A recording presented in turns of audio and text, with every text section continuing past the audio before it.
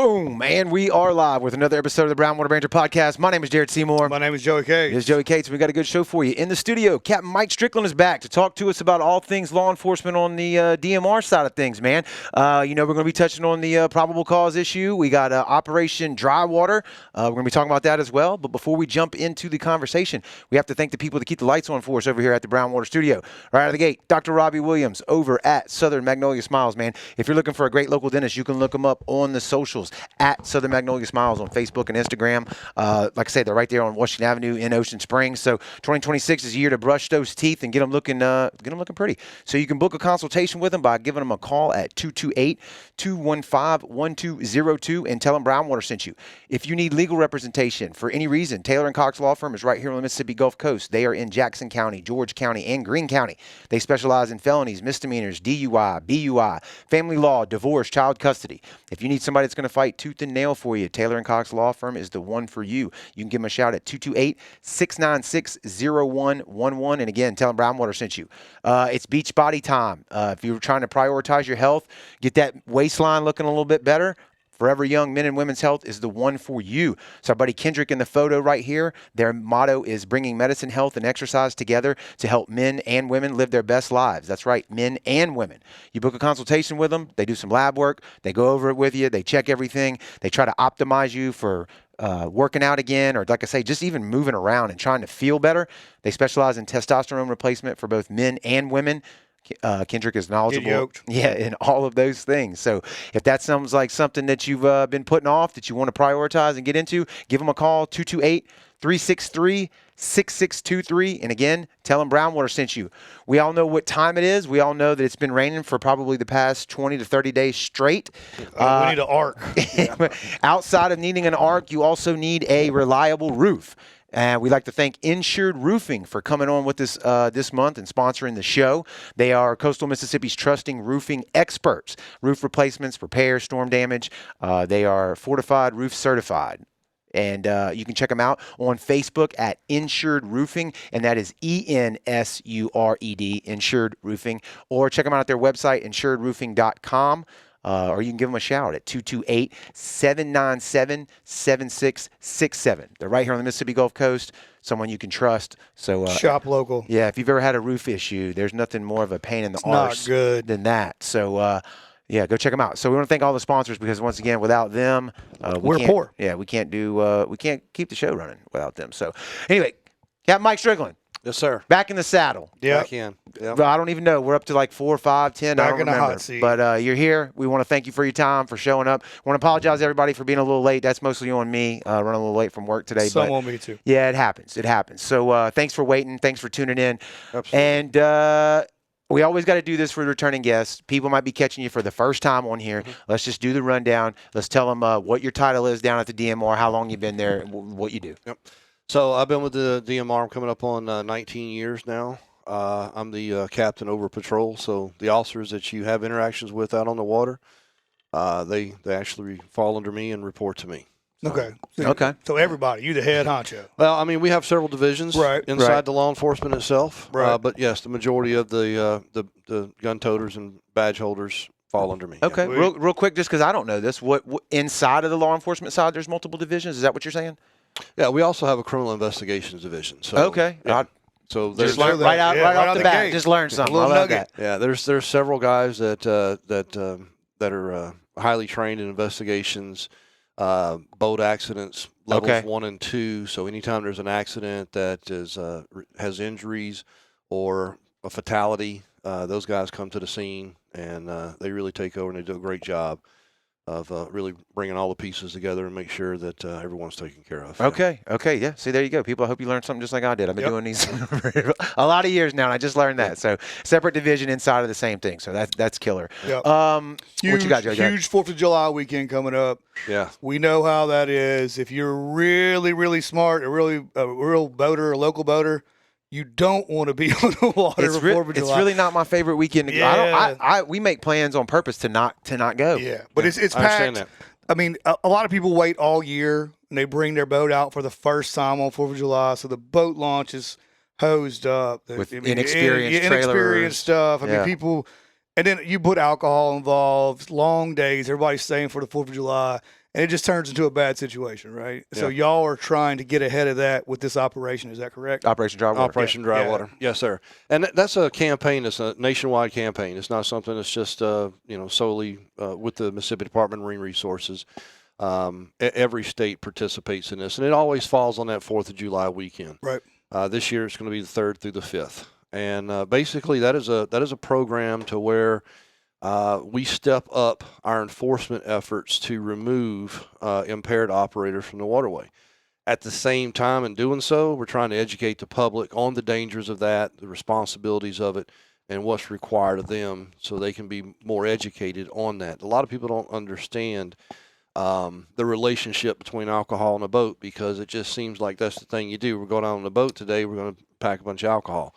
You don't do the same thing when you get in your Jeep and you're going trail riding. No. Some people may. But that's the ones that have the sign, turn me back over. Yeah, that's right. That's right. Well, people don't understand with a vehicle, at least you got brakes. At least you got something to stop you. Boats, you are wide open, and the only thing that can stop you is another rock bed, a pier, another boat, or something like that, and it's not good. Yeah. Especially for inexperienced boaters. Yeah. Correct. Absolutely. Correct. So, the Mississippi Department of Marine Resources has participated in this every year since I've been with the DMR.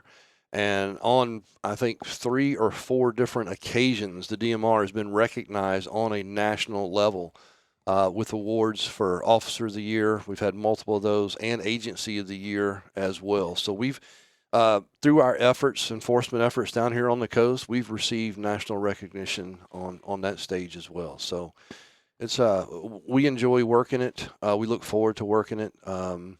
It really gives us a chance, like I said. It gives us a platform like you guys to come on.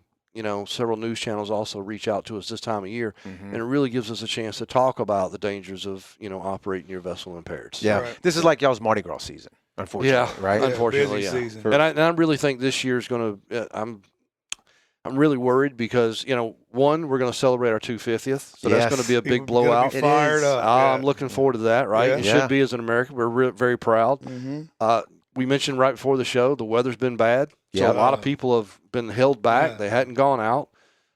Itching to get out there. And I think it's just going to be a culmination of a lot of things. It's just going to bring a lot of people out to the water. Yeah. That 250. That's It's a big. That's a big one. pretty good. Big accomplishment. Yeah. That's a big one. But it is. You still got to a lot of people don't fish during weekends just because the general population's out there, the unexperienced boaters, and stuff slamming up against the wall and stuff like that. What's your recommendations on preparing a boat or even getting ready for the 4th of July? Well, if this is your first time going out, Memorial Day weekend we usually look at that's our kickoff to the boating season. Of course, that was a complete washout.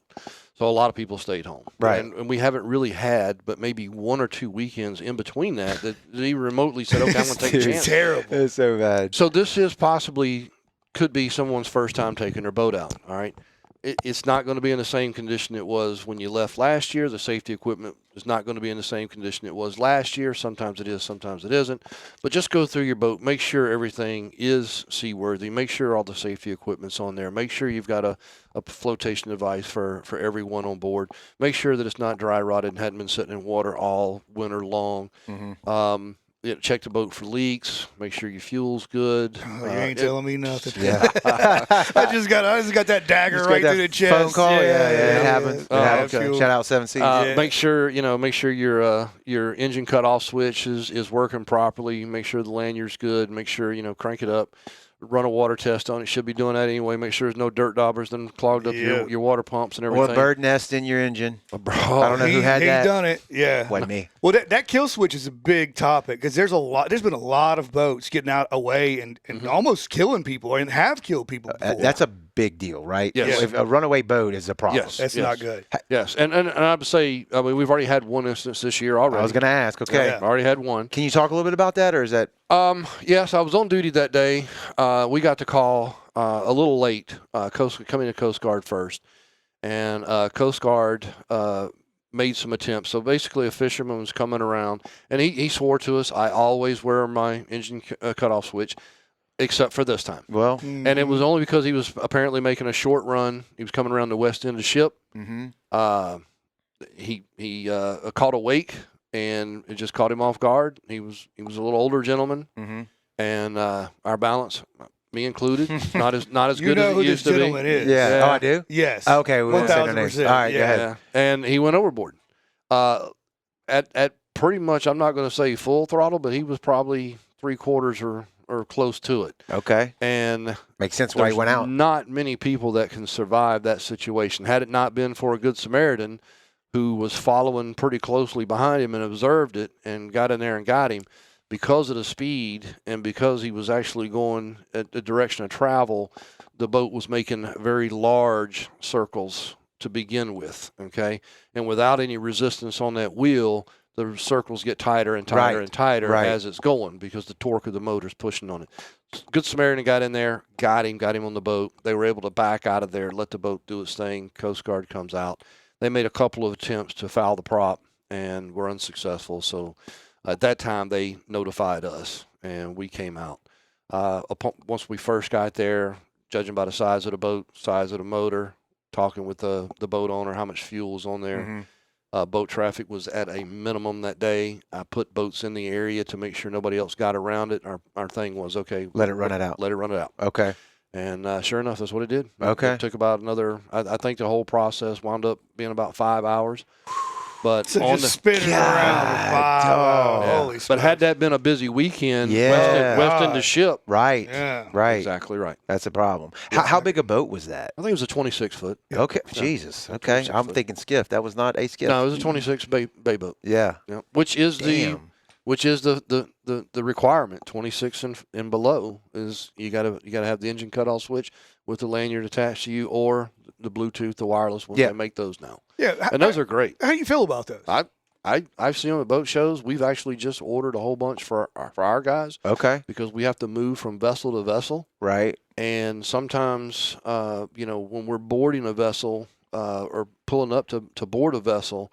Man, if you forget to have that thing attached to you, you go to grab the boat, then you lose power on yours, and you're trying That's to a hold problem. that boat. That's a problem. And boats hit, and then we're responsible for it. So Mhm. I do like the concept behind it. It's been out there for a while. It's been in a couple of boat shows, the NASBLA things we go to, Okay. and they seem to be operating successful, and nobody's having complaints. with Are it. those water activated or distance activated? Do you know? Well, it's not. It could be both. Okay.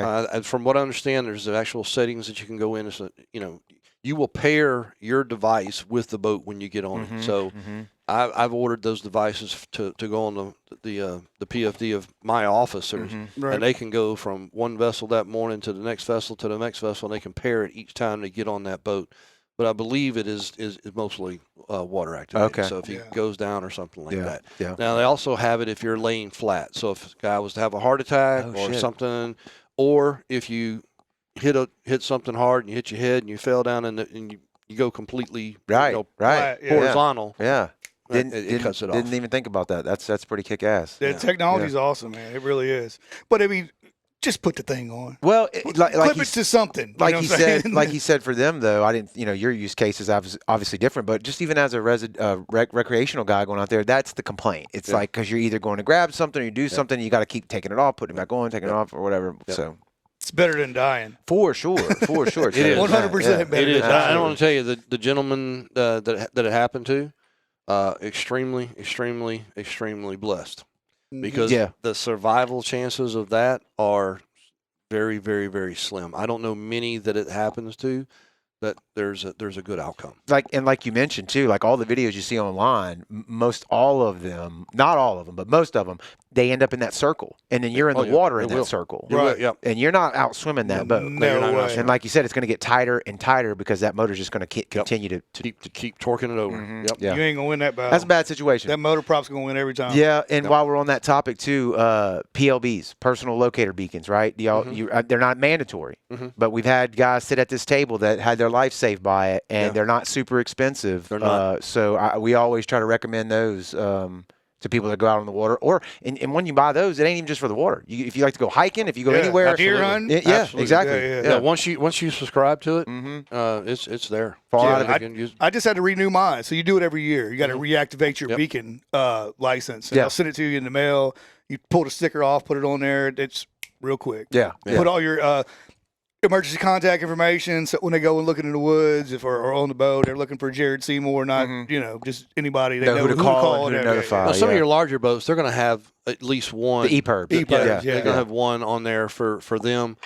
But some of the smaller boats that may be, hey, we're going to go snapper fishing for the first time this year. 26 foot, 27 foot, 28 foot. On a good day, you can get on out there on a single engine, even a twin engine. Don't have those devices on them. So that's a good thing there. If you're 20 miles offshore and something goes down, you're a needle in a haystack. Yeah, I mean, did you know that story? I'm sure the guys that the back of the boat delaminated in the Gulf. We had them on the show. I can't remember the name of the boat. I can't remember. It was just south of Dolphin Island. Dolphin Island. Yeah. That was a bad situation, and they sank quick. So I don't go anywhere. I don't even go. I run an inshore charter boat.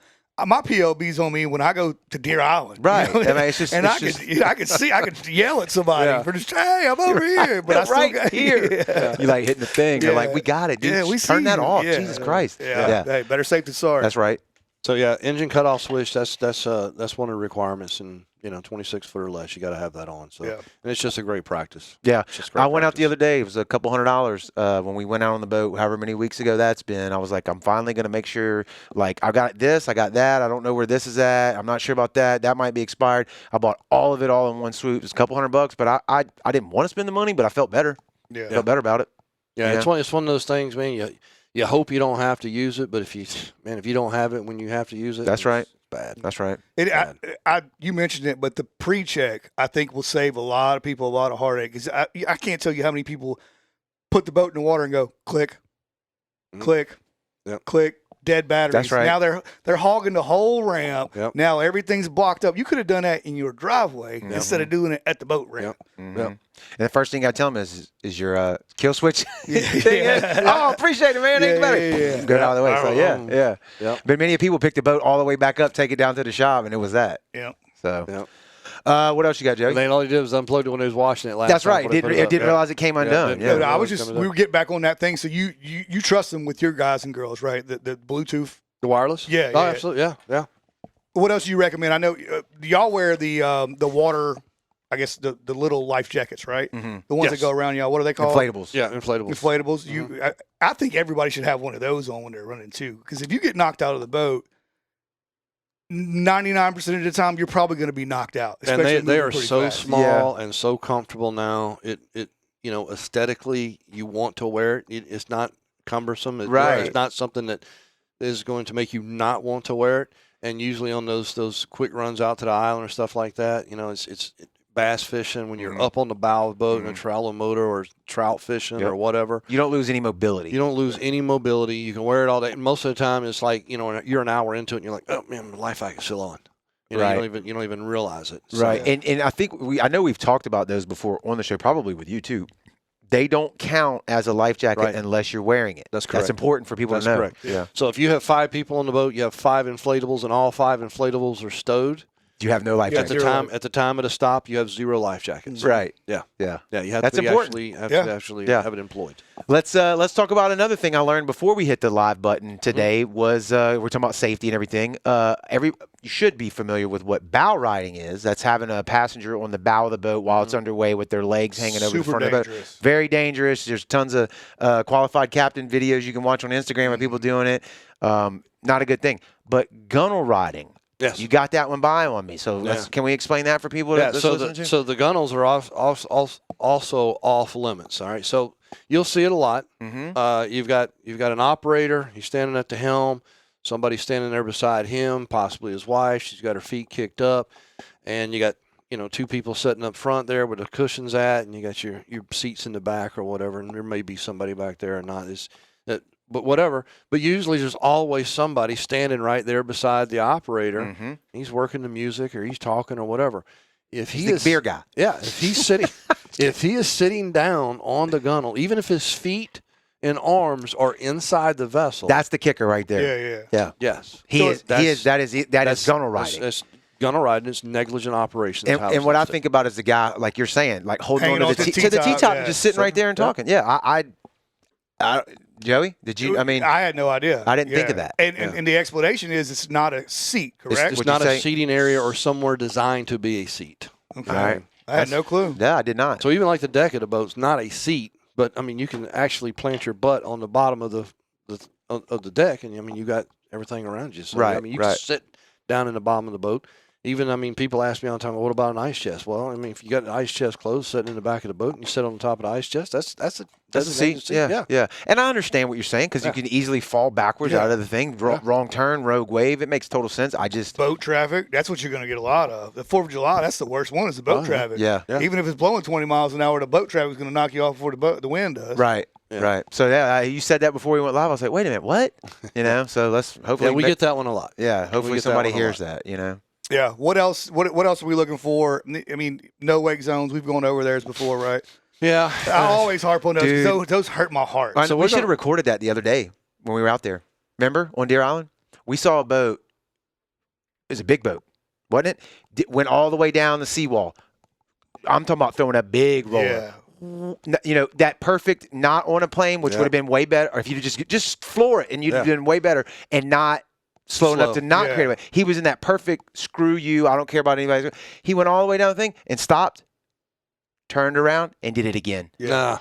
And I'm like, either he's doing this on purpose to kill everybody, or he just figured out he was going the wrong way. Everybody's boats. And about 10 minutes, well, 5 minutes later, that is the biggest complaint that we get called in on. So I'm looking at my emails right now, and I have one that is almost 4 paragraphs long of how this lady is going to bring it up to the courts and, our agency if we don't start doing something about it. She says it's lack of enforcement, this particular person. And it's not. When you talk about enforcement efforts, this can tie into a lot of scenarios, but we have about a little over 1,200 square miles of waterway to cover. Mm-hmm. And on any given day, there's probably only about 6 officers that are tasked with monitoring that 1,200 square miles of water. Wow. And that includes all your barrier islands, all your sandbars, all your beaches, your regulation, your fishermen, all right, and any enhanced traffic. One of those officers has got to be in a designated area for security reasons at some of our ports over in Pascagoula area. Okay. So that knocks my officers down. Any complaint calls, someone's got to be mobile by vehicle so that if I need more effort in one area, I can get that person there faster than if he's just by boat. Mm-hmm. So on any given day, I only have about 3 to 4 officers that are actually in a boat monitoring all of that traffic. I can't be at every wake zone. We can't be everywhere. We can't stop every infraction we see.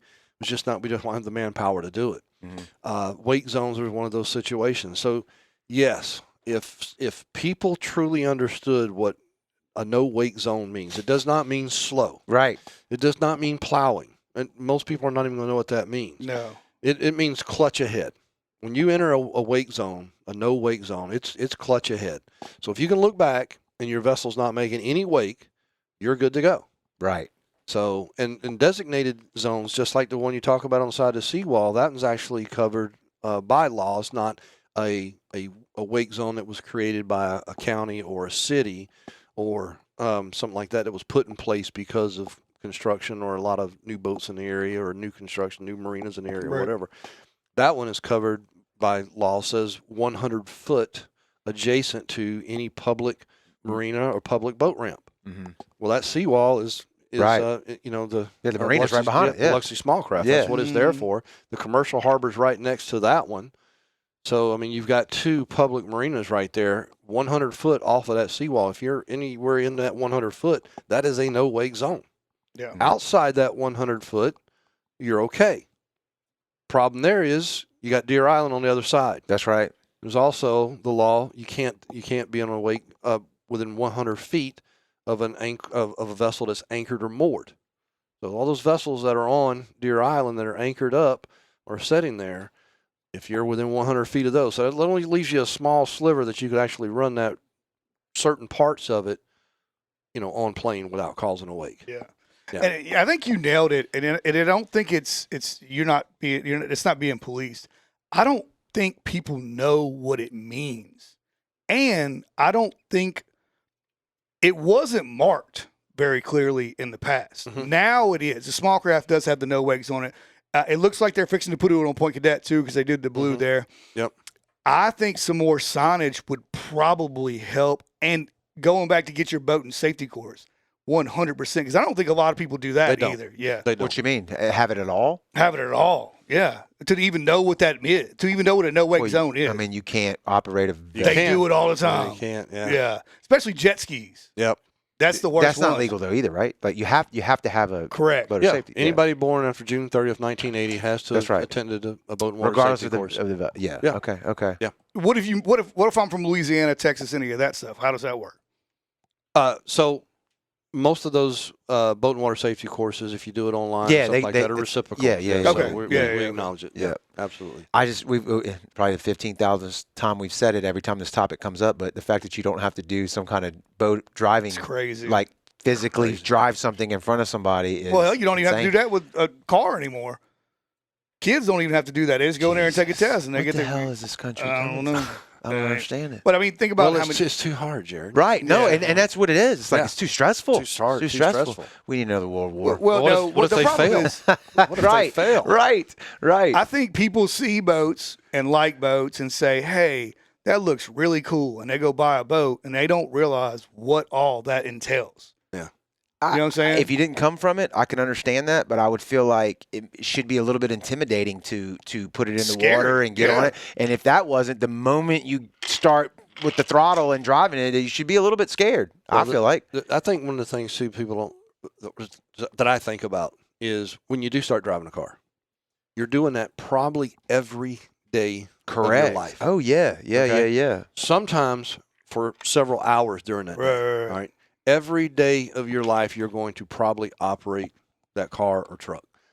Even good boat operators might only operate a boat 2 or 3 times a week, unless it's their profession. That's right. All right. Probably less than that. Then you take a recreational guy, he might only do it 3 or 4 times a month, depending on weather. Mm-hmm. And then you take somebody that's not so serious, that it's only going to be 2 or 3 times a year that it takes it out. 4th of July, Memorial Day, Yeah. Labor Day. Yeah. Exactly. Christmas on the water. Yeah. So with a car, you develop, anticipation reflexes because you know, based on traffic that is coming at you or going away from you, based on street signs, lanes in the road, intersections, you can anticipate what that vehicle in front of you is going to do. You can anticipate what the vehicle behind you is going to do based on what the laws and what they should be doing based on the lines of the road and traffic signs, stop Yep. signs, red lights, intersections, etc. Mhm. So you anticipate a lot of that. So the quick reaction that you have to make a lot of times is already being done subconsciously. Correct.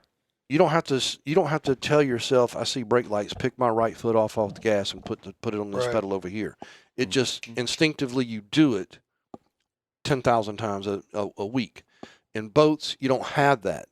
You don't have the signs out there. You don't have direction of travel. You can have multiple levels of Intersecting, travel, yeah. multiple intersections. Yeah. Following too closely. If you see a car coming up on you now on your driver's side or your passenger side, not only do you have a little light that tells you there's a car coming and that's in your blind spot, you need to look.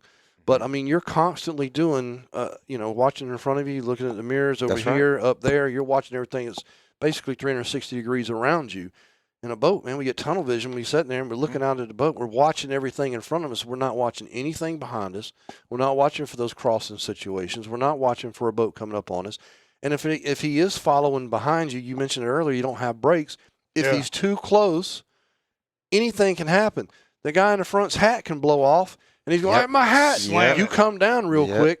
Yep. This guy down here, he's looking at his phone real quick, or he just reached over to grab another drink or to tell somebody to sit down. He doesn't see you. Mm-hmm. He's on you. Yep. That fast. Or you go to make a left or right turn. If you don't look behind you, I do it all the time. I'm like, I'm paranoid about that because there's been a few different times with all these big ass damn quad 250s on the 450s on the back. All of a sudden, you just like, yeah, he's way back there, and then you blink your eyes, right Yeah. next. You're like, Jesus. And then you're not even factoring in tide, Correct. wind, Correct. all this other crazy stuff that's going on at the same time you're trying to drive. Yeah, and the slower you go, the harder it is to drive. Yep. You know, like you said, no brakes. I mean, at the dock, that's a whole nother Especially animal. with personal watercrafts, you lose propulsion, you have no steering. Correct. And that's a human reflex right there. You see trouble, you let off the pedal or the throttle, Right. and you lose all steering. Question: is the no wake only behind the marinas with the walls? No, Yeah. no, it's any public. So let's just name some things that's probably real easy for the Coon Street boat launch Yeah. right there. Yeah. That's a public boat launch. There'd be no wake zone 100 feet out from that one as well. Mm-hmm. Pops Ferry Causeway, Mhm. the Pops Ferry boat ramp. That is an established no wake zone, but even prior to it being an established wake zone, from basically the Pops Ferry Bridge past Ewell's Place up to Pops Ferry, all that 100 foot there is designated now by us. But prior to that, once you hit the Pops Ferry boat ramp, 100 foot out from that was already an established no wake zone. There ain't a whole lot there either. I was going to say, it's shallow right there. Do you know from, let's say, from the bridge, Ewell's Place, you know, and it wraps around to the launch, the channel is if I'm in the channel, is that greater than 100 feet? Do you know? So the channel will actually come into the bridge right there. Yes. Right. Yes. So, but if you're on the very outskirts, because once you get outside the green channel markers on Pops Ferry over there, is going into Big Lake. Yeah. You mentioned You it's shallow. Yeah. You're really shallow. Yeah. And it's stumpy. So you're at you're right at the precipice of it right there. Okay. It's on What the about if you cusp. take that turn to go towards Grasshopper and all that? Is that channel? Now, once you pass there right there, you just can't cut that island too short because Right. it's a mud flat in the afternoon. I know a guy Who did that? Who did I know that? a guy who hit that. Maybe it was me. Yeah. Maybe it wasn't. But it's only for that boat ramp area there, so it extends just past the boat ramp, 100 foot out from that. That's a no wake zone. Okay. Yeah. Yeah. Slow it down. That's the kicker. I think all of them. I think the Iryville launch is the worst because it has no breaker. Yeah. And you can go through there. I mean, you could be launching a boat, and a daggum 70-foot Viking can come through there and just throw a wake that's But I would 6 assume foot high. from the launch right there in D'Iberville to where the channel goes underneath the bridge, that's greater than 100 feet, right? Oh yeah, way yeah. there. That's what I'm saying. So you're legal to go through Yeah. there. Okay. All right. But you are responsible for your own wake. You are. Yeah. Yeah. So and any there is damages. that's not considered is that considered a marina right there with them boats moored up like that? It's private. That's private. Private. Okay. Yep. Does that extend the 100 foot to where those boats stop, or is it the dock? Say it again. So in other words, I don't know how many spots that goes back. You help me out. You know what I'm talking about? There's probably 7 or 8. You talking about the slips? Yeah, On yeah, the yeah. side, And it's probably, those are 8 on the private. side. You rent those? Yeah, for City of D'Iberville. Yeah, so that extends it a little bit. Yeah. You know, but It does a little bit, yeah. that's a main thoroughfare right there too. Yeah, and I got in trouble there. I went, left the girls, luckily tied the boat up, went and got the truck. Big Hatteras comes by. Thoom, thoom, thoom. Yeah. Luckily, the girls had to jump off. Boat's banging up against the pier. It flies off. Luckily, it's tied up, but that's a bad thing. He's 100% correct. Where that launch is at, where the channel comes through under the draw, that is not a no wake zone. Okay. So the bigger Yeah. the boats, faster Yeah. the boats. If you're there, they're legal to be plowing, on plane, idle speed, whatever Yeah. they want. And you got the barges coming through there I know. sometimes. We need to call City of D'Iberville, tell them to put a breaker there. That's what we need. Where would they put it? Right there. I mean, where? Right in front of the fishing pier. Just put a breaker right there. Gee, it'd make it even harder to get in that damn thing. Nah, that'd be good. Yeah. I don't know. What else we got? We covered Operation. What is it? Dry water. Dry water, 4th of July, festivities. You mentioned earlier about the number of officers you have on the water at any one time. Yeah. How many officers just roughly do you have, and what's it like recruitment coming in? What do y'all got new blood coming in the system? Yeah. So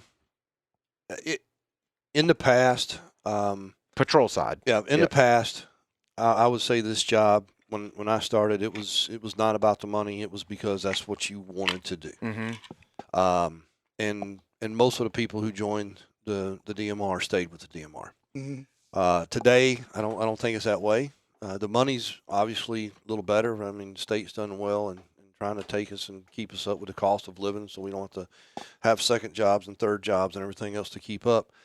But man, there's the caliber of person that you're getting now is really sharp.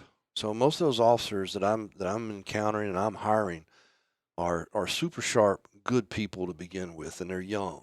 Okay. And man, as the federal side picks up and more law enforcement positions come open, a lot of people look at it and say, okay, I'm gonna use this as a stepping stone to advance my career, and good for them. I never wanted to stop anybody from wanting to better their life or anything like that. So getting people in is not a hard process for us that want to come to work for us. Keeping those people, the attrition that we handle, it's tough sometimes because of who we are as a state agency and everything that our law enforcement officers have to have up here and the skills they develop with operating boats and everything else. It makes them a prime candidate for other law enforcement to want to come and snatch them up. So they snipe them from you. Yeah.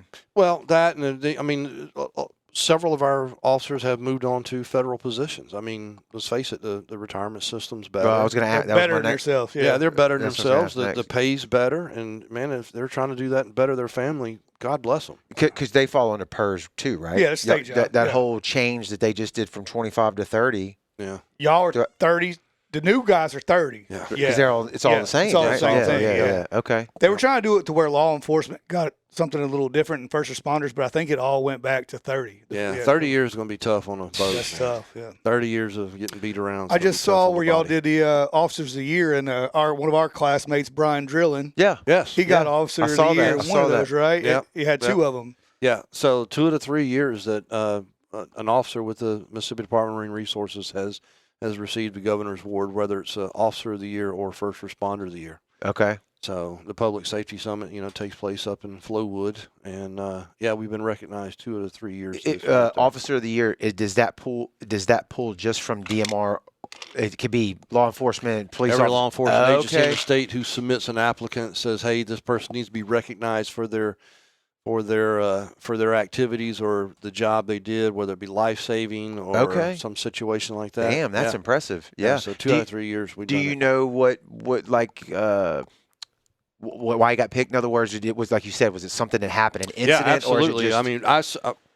First off, when we recognize an officer, we do this on a regular basis. Not everybody gets recognition for what they're doing, and yes, it is part of their job. But there's times that they go above and beyond okay. that you need to say, listen, I just want you to understand, if you had not done what you've done right then, that person would have lost their life. Wow. And this situation was exactly like it. Our first situation, the first officer that won it actually stopped his vehicle on I-10, ran across 3 lanes of traffic because immigration's custom officer was being basically assaulted by 3. Wow. Three Individuals? illegals. Yes. Yeah, there you go. And he stopped his vehicle, ran across 3 lanes of traffic, and took care of those and saved his. Yeah. So he got recognized for that. And these 2 officers here had a silver alert that came out late in the evening. Someone that was cognizant. Okay, that's what I thought. That's the seniors with it. It's like that's what I thought. Amber alert, but it's a senior wandered alert, off behind the Gulf Coast Community College and got basically stuck in the mud up to his chest. Jesus. And hypothermia was setting in. It was in November. And so hypothermia was setting in. Once the officers, first off, had to locate him, find him. Once they found him, the environment was encroaching in on him. He had an alligator that had already basically was targeting licking his chop. Yeah. Moving towards him. So they had to put the vessel in between that, keep that one at bay, and pull him out of that mud. And when somebody's stuck in the section, that is not easy. Yeah, they were actually on one of your patrol vessels. Yeah, okay. Yeah. So then they had to get that out in that shallow water as well. So yeah, they got him back. Hypothermia had set in on the guy. Probably another 45 minutes to an hour, and that's just what paramedics tell us.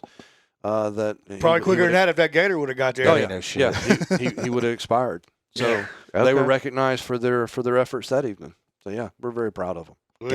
Damn. Man, that's a good story. Glad it all turned out well. We had a question, another one come in here. It's like, yeah.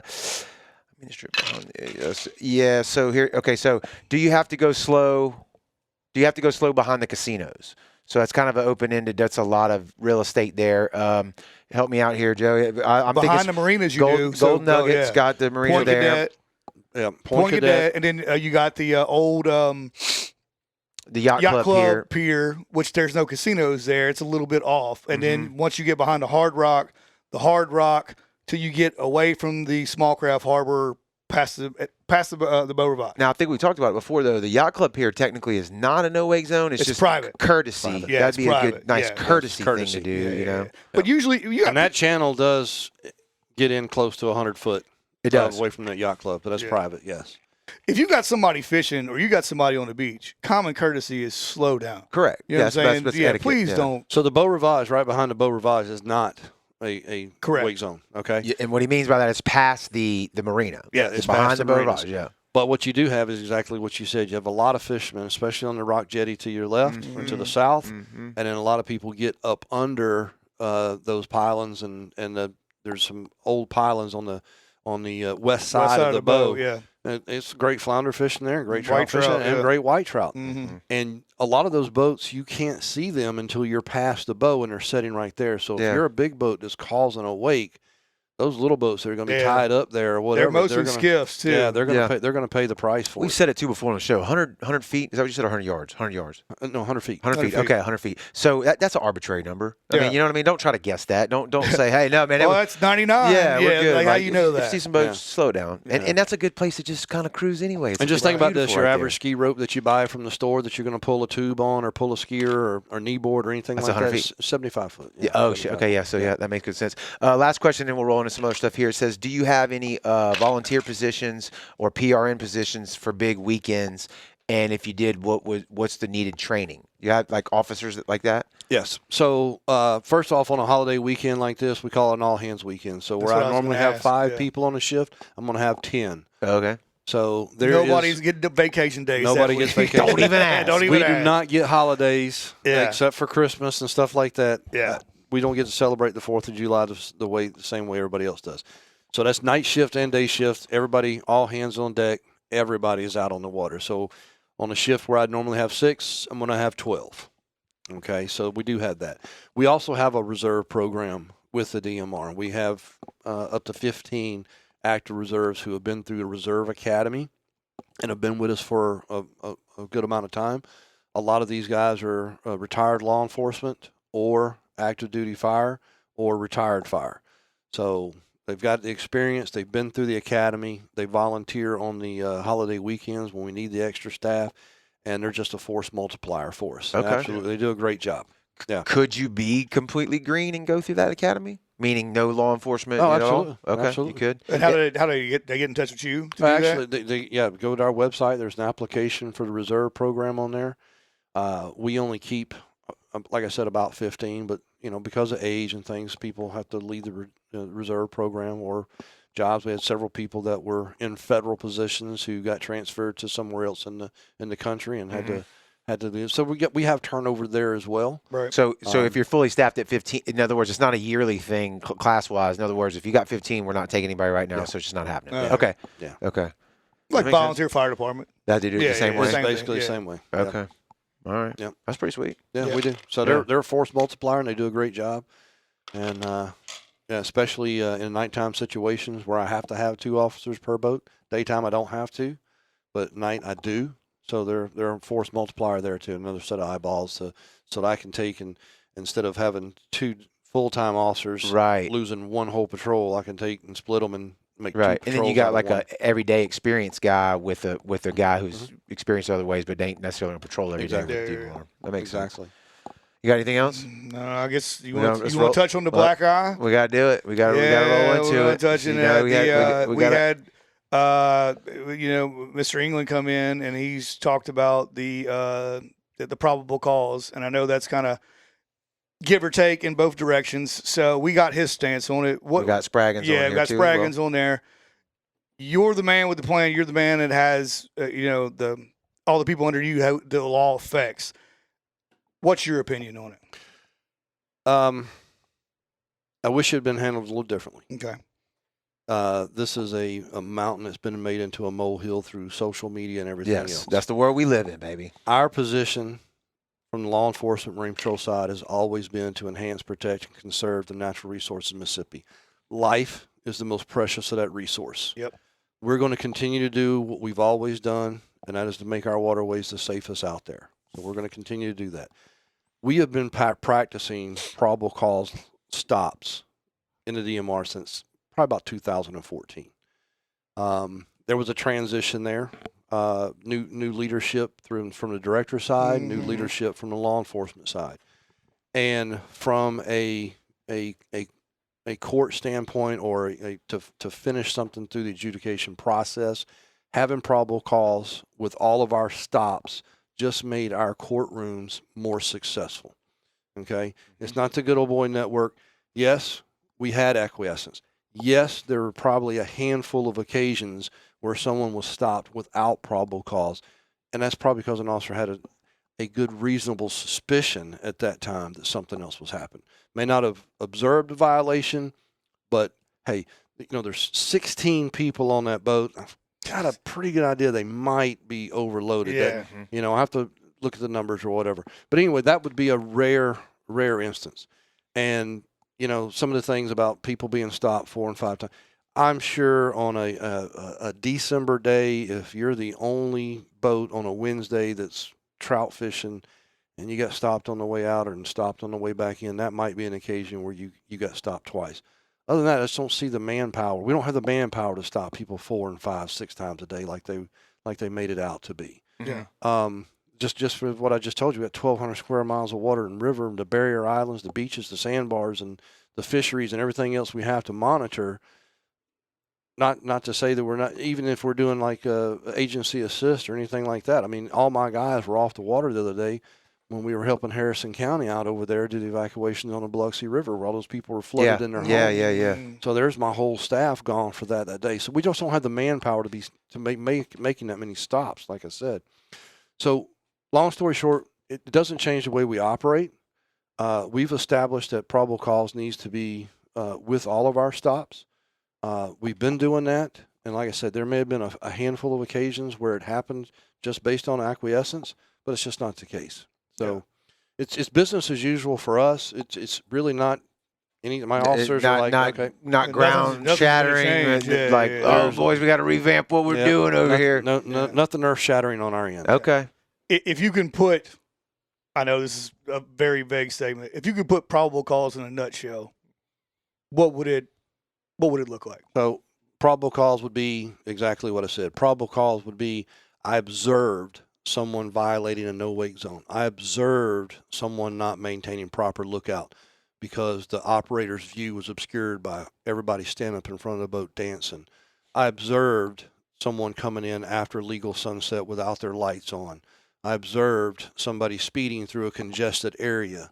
I observed someone wake somebody that's on an anchor or like that or damage something. I observed an infraction is what's happened. You saw somebody break the law. Right. Saw somebody break the law, boom, I'm going to stop them. Bow riding. Yes. Gunnel riding. I think the big one we got riding. is if I got a fishing pole in my boat, is that probable cause? That was one of the ones. We got it multiple times. That's reasonable suspicion, and the probable cause thing only applies to boat and water safety. It doesn't apply to the regulatory side. So if you're coming in from FH13, you got your fishing poles or you got them stuffed in down there. I mean, that can still be a regulatory inspection. So I'm stopping you to inspect the fish that you may have or may not harvested. Let's stop right here because I think you said it the best out of the other two people that were on here, Senator England and Director Spraggins. Two separate branches of how I can pull you over per Marine Patrol. Yes. Do I have that right? Mm-hmm. I can pull you over on a law enforcement infraction. Mm-hmm. Okay. Or I can pull you on how'd you say it? Regulatory inspection. Okay. And that's the fishery management of it. Yes. Okay. So, okay. All right. Now maybe they said it. It just clicked with me for the first time. He said it. He just said it was something other term he used, but he said it. What was it? It's some kind of research. Stop something like that. If you have fishing poles and they saw you fishing, even if you're not breaking the law, I can pull you over and check your catch because I knew you were fishing. You see what I'm saying? Yeah. Mm-hmm. Okay. That's what he explained. It was called something different. Right, and he said, like, if we're sitting out there, we know you're on a known wreck or a known fishing spot, and you have your poles over, we got probably binoculars on you. I remember he said that as well. Right. You didn't do anything illegal right there, right? I got my license. I'm on an appropriate spot. I caught the appropriate species. They're all the right length. I have not done anything wrong. You can still pull me over under the, say it one more time for me. Regulatory inspection. Okay, and that's completely legal. It's a regulatory stop. This law has not changed that. No. Okay. Yep. Then you're right. I mean, yeah. Then that. Boat and water safety only is the probable cause attached to it. Yep. So it's pretty much the same thing. It's a mute, yeah, to me, seems a bit of. It got passed really quick. Yeah. Got thrown together, and he made his case, and there was some stuff on that side that I agree with, and you made your case, and there's some stuff on our side that we agree with. It's whatever works to make the community safer is what we need to be behind. Exactly. 100%. I agree with that 100%. I'll say what Captain Mike's sitting right here, though, and I tried to say it on the last show too. It's like Fourth Amendment rights, right? Mm-hmm. I know you believe in that. You're an American citizen, Absolutely. just like I am, regardless of what your occupation or job is. Unlawful search and seizure. Nobody wants that. There's always that's gonna always be a problem. Yeah. You're right. In my opinion. Yeah. Overreach. And I'm not saying that's what we're doing. Yeah. I'm just saying you have to have certain laws in place that protect citizens' rights. Unlike a vehicle and a vessel, the vessel side of it is vast. Right. You could have been doing anything on that. In a vehicle, it's pretty much you got to be this. I need to observe an infraction, whether it be improper equipment, improper lane change, speeding, or something like that. I can't just pull you over to ask you, hey, man, what model is your Corvette? I really like it. Yeah. Yeah. You know? Or let me see your driver's license just goes. Let me just see your driver's license because I don't like the way you looked. I don't like the music you were playing That's next to me at the red light. Or I'm looking for right tickets, or I'm looking to get people in trouble, or whatever it is, 1,000% agree with that. Probable cause needs to be established. There you go. That's why we started doing this way back in 2014 because it's more professional, it looks better, it makes sense, and it works in court. It's just a better, all-around better product. For the regulatory inspection, you've got to be able to have that acquiescence to stop those people in check because you can't observe infractions. You can sit there and watch somebody fish all day long and say, man, we get phone calls. They're keeping 10-inch, 12-inch trout. Right. Speckled trout. He's just wearing them out. Let me get out there, and he's got 50 white trout on board. Yeah, gotcha. Perfect. Gotcha. You can keep 100,000 of them if you want to. Good luck cleaning them. Good job. Good luck. Yeah, have a But good they time. taste good. Yeah, they do taste good. So I mean, I can't look at a boat across me and say, well, that's a 16-inch snapper, that's a 15-inch snapper. I can't do that. Right. All right. So I can't, just because you're coming in from the snapper grounds or you're coming in from offshore, I can't just look at you and say, yeah, he broke the law. Okay. I have to be able to stop you to inspect your catch to make sure it was harvested properly, make sure the limits are, adhered to and everything else. Yeah, and so maybe that was misunderstanding some of the things that people were saying on those other comments about regulatory and safety issues like that. So, and that's not. And I do want to say this. I will say on the fishery side of it, there may be instances where people were stopped at maybe the dock while they were launching their boat to make sure, hey, are you going snapper fishing today? Do you have your tails and scales out? Well, that's your job. Okay. Yeah, Right, you're supposed to. right, Yeah, right. you got kids on the boat, you got life jackets, all that other stuff. They go in and they go out and they fish and they're coming back in. Boom. Well, there's only a certain couple ways you can come back in for snapper grounds. They may have been hit right there. Hey, where's your tails and scales? Well, I just checked it already. Well, you didn't have a catch then. You got a catch now. Let me go through your catch here. Okay. And then at the boat ramp, they may have been stopped again. So let's take a busy holiday weekend like this when we had to have a certain compliance ratio on tails and scales. It was targeted enforcement on that tails and scale side to make sure we were hitting those compliance numbers. So that was a directed focus enforcement approach right there. Right. So there may have been instances where somebody may have been stopped two times on that type of fishery. But on the boat and water safety side, no. And since we've gone to the recreational offshore landing permit, that's not even a scenario anymore where we have to maintain a certain percentage of stops. The people that are actively engaged in harvesting of red snapper to make sure that our numbers are accurate in reporting, to make sure we can still continue to have this quota, increase our quota hopefully in years to come. And as I mentioned to you earlier, our compliance rate from our citizens, our recreational fishermen, our commercial fishermen in Mississippi are through the roof, bar none. Best fishery out there. We killed the numbers on tails and scales, and we're doing it again under recreational offshore landing permit.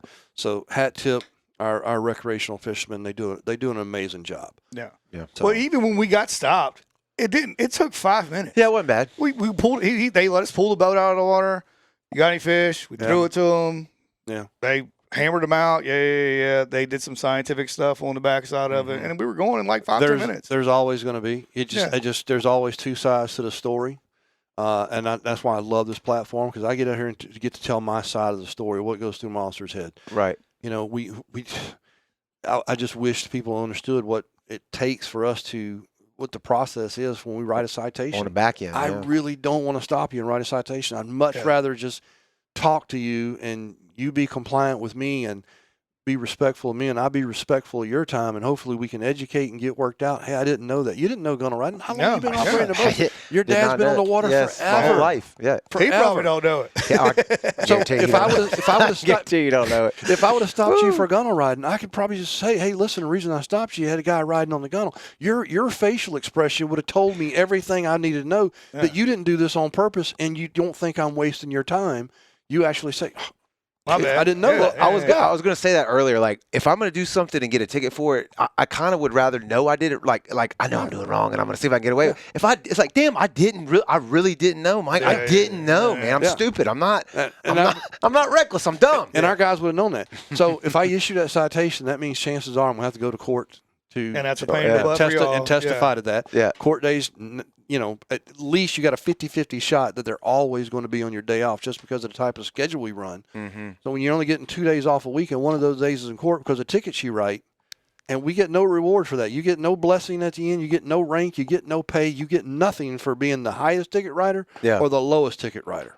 That's right. It's part of the job. It's just part of the job. When you make the decision as an officer to pull somebody over, I'm assuming you call it in or however y'all do with the protocol. Is there any like reporting or on the paperwork that this was a regulatory safety stop, or this was what was the other term? I'm sorry, boat water safety stop or regulatory inspection. I think I combined all those. Yeah. You know what I meant. You know what I meant. So because typically there's going to be a citation attached to an infraction, especially now that it's in law that you have to have probable cause, where in the past they may have resulted in a verbal warning if you really didn't know about gunnel riding. Like, listen, you know, that's the only thing you got wrong today. I could tell by looking at you, you're dumb. I could tell. I could tell. That was my words, not his. Hey, and I appreciate your time. I appreciate you having all your other safety equipment. Matter of fact, you know, thank you for having the kids have their life jackets on. You guys have a nice day. Any questions? Any questions? No. Okay, great. See you.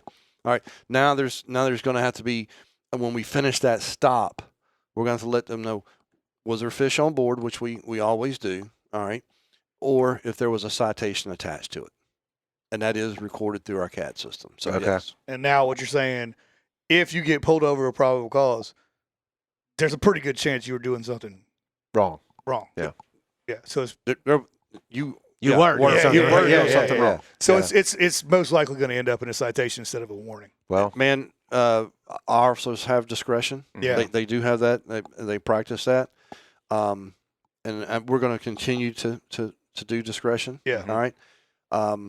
Just an old saying, man. The ones you give a break to, the ones that complain the most. Oh man, I love that. And you got to be, respect goes a long way. Well, you know that means everything to us. I said it the last time you was on here. I did. I can almost let you get away with murder. Yeah.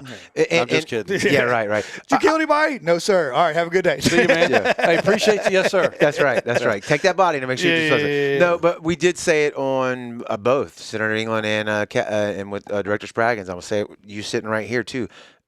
Please, guys, like the stop is not the courtroom. Right. Yeah. If I feel like one of your officers did something egregious, like, man, I didn't do anything wrong. I know I'm being picked on here. This is bullshit. You stop me on the dock. You stop me now. Whatever the case may be, like, let's not debate it on the water. Right. So exactly, that's not the place to do it.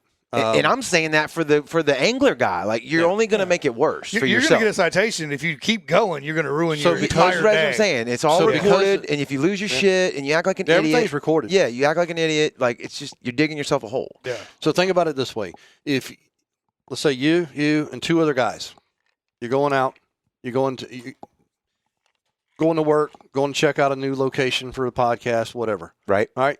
You're sitting there talking. All of a sudden, you see blue lights behind you getting pulled over on the interstate. You're doing 90 and a 70, and you didn't realize it because you was talking. Mm-hmm. The officer walks up to you. He's going to deal with you. Are you sitting in the back seat going to reach out and say, hey, why'd you stop him? No. Right. Hey, you can't, what is it? And then everybody else in the car start chiming in.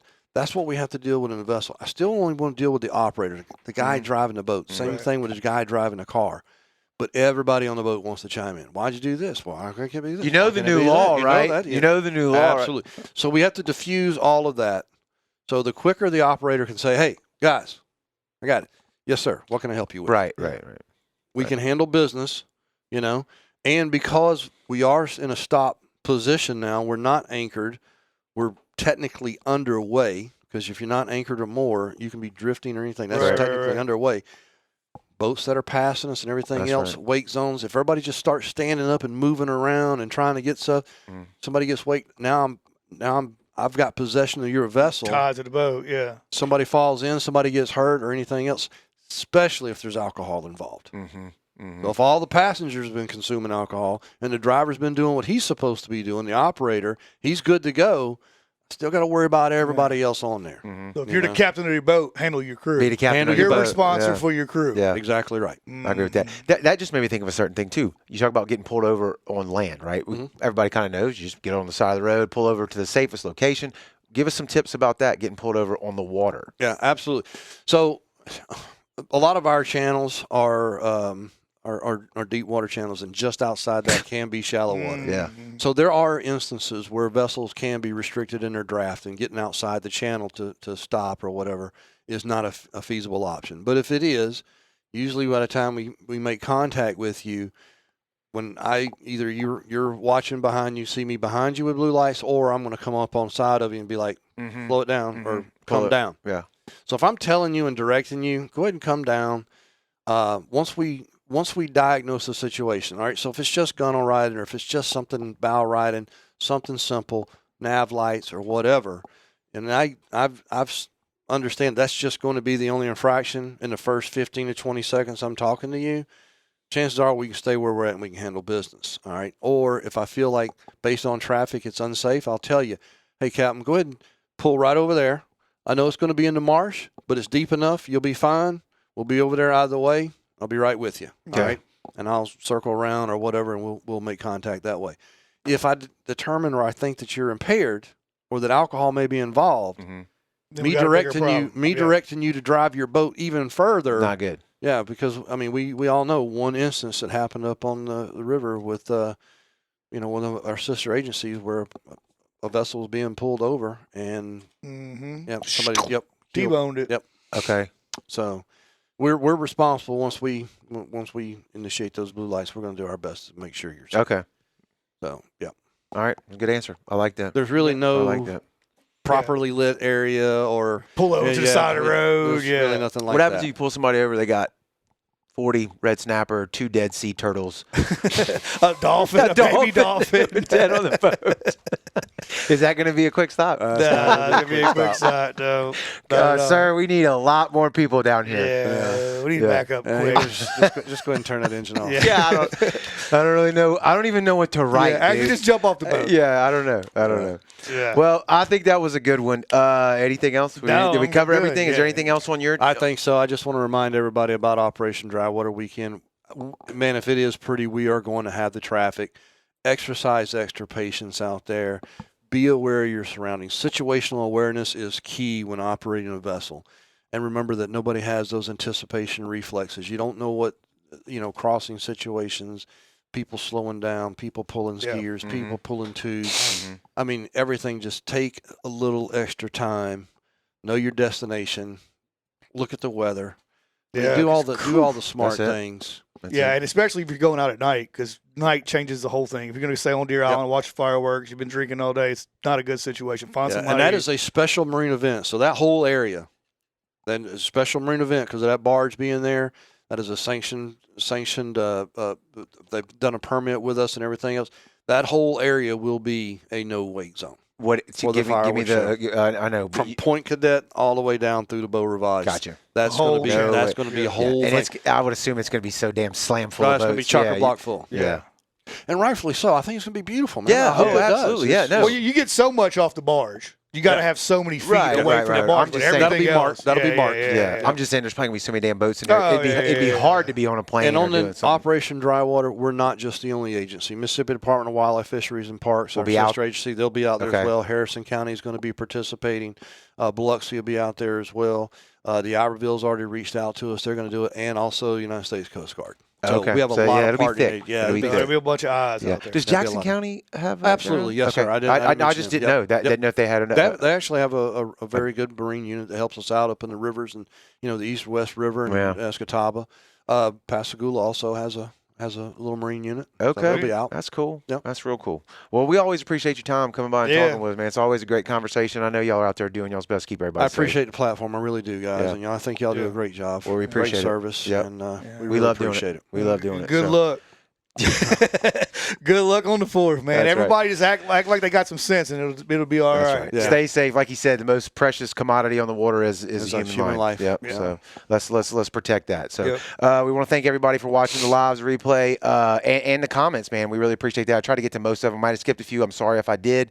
We were chopping it up pretty good there. So please stay tuned. We got the Brownwater Banter app. Go download it. It's free in the App Store and Google Play. It's got the radar in there. It's got some different ROLP. That's right. all of Links it. to Tails and Yeah. Scales. So it's a one-stop shop for anything you may need. So if y'all keep tuning in, we'll keep doing them. We'll see you on the next one. Later. Thanks so much for checking out the show. We really appreciate the support. If you haven't downloaded the Brownwater Banter app yet, go do it. It's free in the App Store and on Google Play. We have everything covered for a day out on the water. We've got the tides, the radar, Tails and Scales app. We've got a radio station right inside of it, and it's all free. All of our content is in there. You can listen to the show directly inside of the app. Make sure you keep your notifications turned on so you can stay in touch with us as we go live with guests in the future and plan events. If y'all keep tuning in, we'll keep doing them. We'll see you on the next one.